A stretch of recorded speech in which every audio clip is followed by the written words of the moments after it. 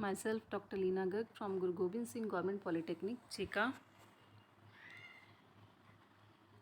I have considered here HSBT learning text booklet for physics. I have tried to solve the question answers given at the back of each chapter. So here we are going to start with chapter number 12, Semiconductor Physics. Here I have mentioned the syllabus contents. You can read these syllabus contents as prescribed by HSBT, Panchkula. Now coming towards the short answer type questions. Question number 1. What do you mean by energy level? Energy level क्या होता है? तो बेटा यहाँ पे मैं ज़्यादा detail में या आप लोगों को कंफ्यूज करने वाली डेफिनेशंस ना देके सिंपली बहुत सिंपल शब्दों में मैं आपको ये बताना चाहूँगी कि यहाँ पे बेटा हम लोग 3 तरह के एनर्जी लेवल जो डिस्कस करेंगे उसमें सबसे पहले जो है ग्राउंड स्टेट होती है। टॉप पे ये जो है एक्साइटेड स्टेट है और ये मिडिल वाली स्टेट को हम लोग क्या बोलेंगे? Metastable state. अब एटम आप सब लोगों को पता है, एटम उसके इर्द गिर्द इलेक्ट्रॉन्स जो हैं वो चक्कर लगाते हैं। जैसे अगर हम हाइड्रोजन, हीलियम इन सब की बात करें तो जैसे हम कार्बन लें, कार्बन का एटॉमिक नंबर कितना है? 6। तो 6 को अगर आप इलेक्ट्रॉनिक कन्फिगरेशन में लिखोगे you will write it as 2,4। तो 2 जो इलेक्ट्रॉन्स होंगे वो सबसे पहले ऑर्बिटल में मूव करेंगे, उसके बाद जो 4 इलेक्ट्रॉन्स हैं वो सेकेंड ऑर्बिटल में मूव करेंगे। तो जो ये जो ऑर्बिटल्स हैं बेसिकली हम इसको जब डायग्रामेटिकली इसको प्रेजेंट करना चाहें तो इनको हम एनर्जी लेवल्स की फॉर्म में शो करते हैं। और जो सबसे पहला एनर्जी लेवल होता है न्यूक्लियस के बाद, जो सबसे पहला एनर्जी लेवल होता है उसको जनरली हम क्या बोलते हैं? Ground state. तो यहाँ पे जब हम एटम की बात करते हैं, in an atom electrons cannot revolve in any direction. Electron जो हैं किसी भी डायरेक्शन में उनको मूव करना या अलाउड या रिवॉल्व करना सिंपली अलाउड नहीं होता। वो स्पेसिफिकली एक सर्कुलर डायरेक्शंस में स्फेरिकली जो है न्यूक्लियस के इर्द गिर्द चक्कर लगाते हैं। तो electrons but they are confined to well defined energy states. तो इलेक्ट्रॉन्स जो हैं जिनको हम ऑर्बिट्स बोल रहे हैं जिसमें ये रिवॉल्व करते हैं उसको बेसिकली क्या एनर्जी लेवल्स या एनर्जी स्टेट्स बोला जाता है जो वेल डिफाइंड होती हैं।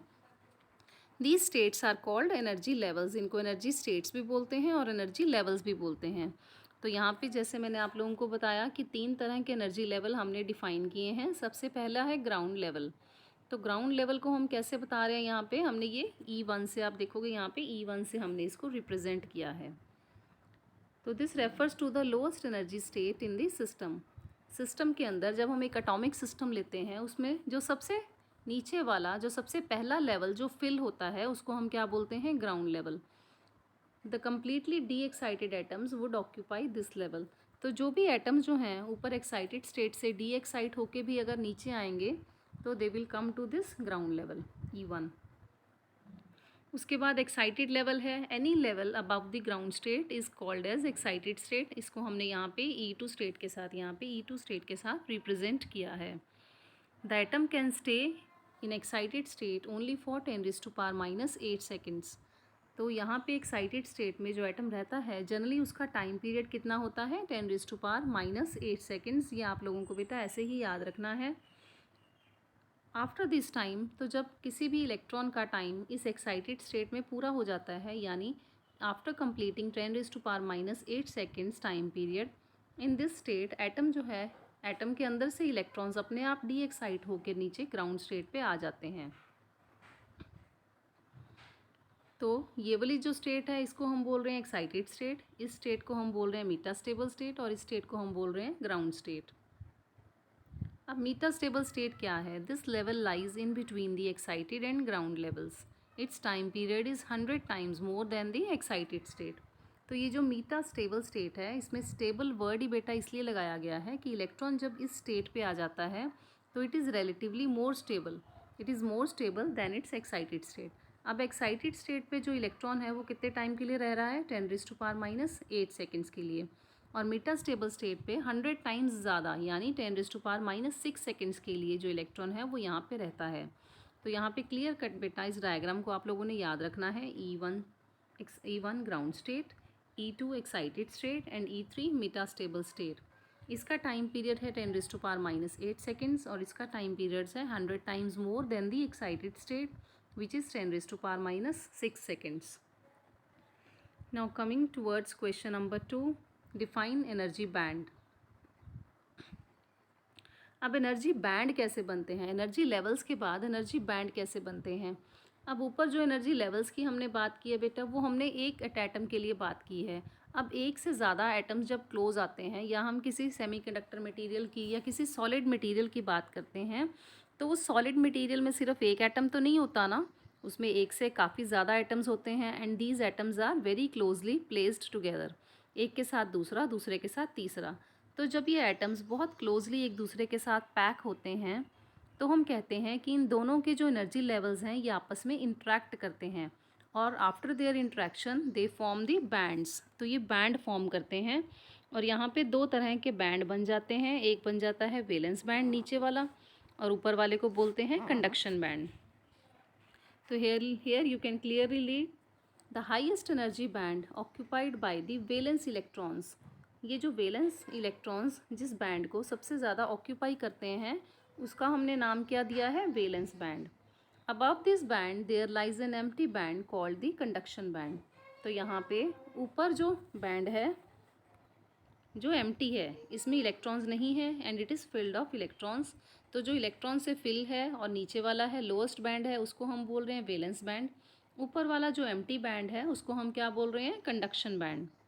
और इन दोनों के बीच में ये जो आप गैप देख रहे हो ब्लू बैंड और ये रेड बैंड के बीच में ये जो आप बीच वाला गैप सा देख रहे हो, लेट मी टेल यू.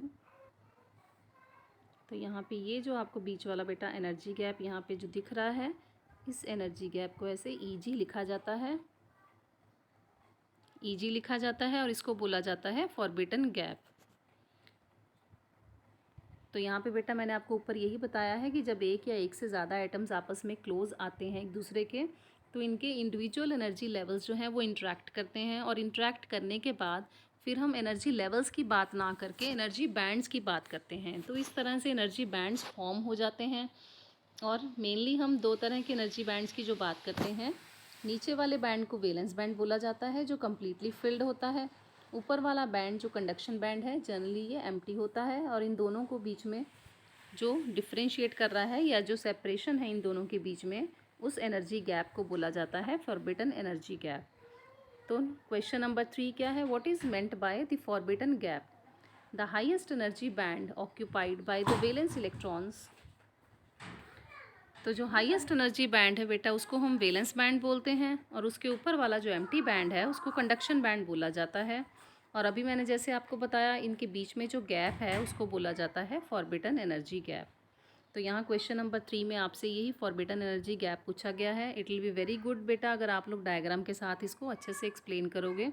इस तरह से अगर आप इसका आंसर देते हो, यहाँ पे these bands are separated by an energy gap known as forbidden energy gap. और इसके बाद फिर मैंने यही सेम डायग्राम को यहाँ पे रिपीट किया है. तो अगर आप डायग्राम के साथ आंसर को लिख के आते हो it gives a good impression और एग्जामिनर के पास कोई चांस नहीं बचता है कि वो आपके मार्क्स किसी तरह से डिडक्ट करे.